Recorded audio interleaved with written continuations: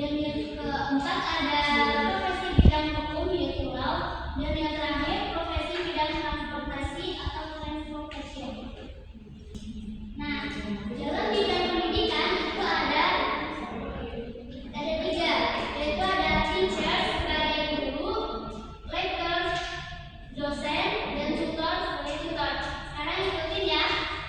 Guru tugasnya mengajar, mendidik, dan membimbing peserta didik. Kemudian yang kedua ada dosen bertugas mengajar di perguruan tinggi, melakukan penelitian dan pengabdian masyarakat. Kemudian ada tutor bertugas memberikan bimbingan belajar secara khusus. Selanjutnya dalam bidang kesehatan ada profesi dokter, perawat, bidan, dan apoteker. Dalam bahasa Inggris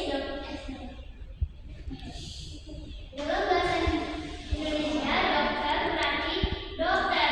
Ikutin ya, dokter. Kemudian nurse ada perawat. Kemudian ada midwife yaitu bidan.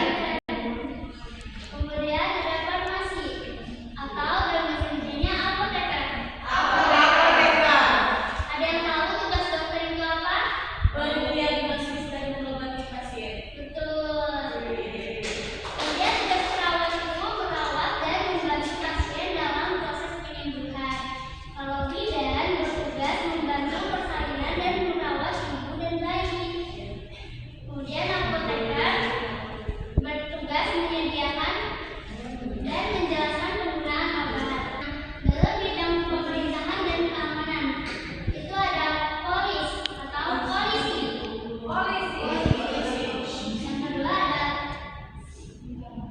soldier atau tentara. Yang ketiga ada civil servant atau pegawai negeri sipil. Dan yang terakhir ada firefighter atau pemadam kebakaran. Profesi bidang hukum. Yang pertama ada hakim atau dalam bahasa Inggrisnya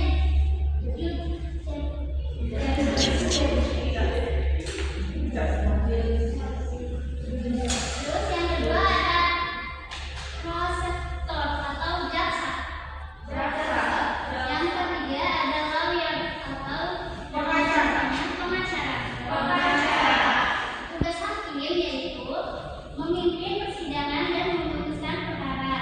Yang kedua, tugas jaksa bertugas menuntut perkara di pengadilan.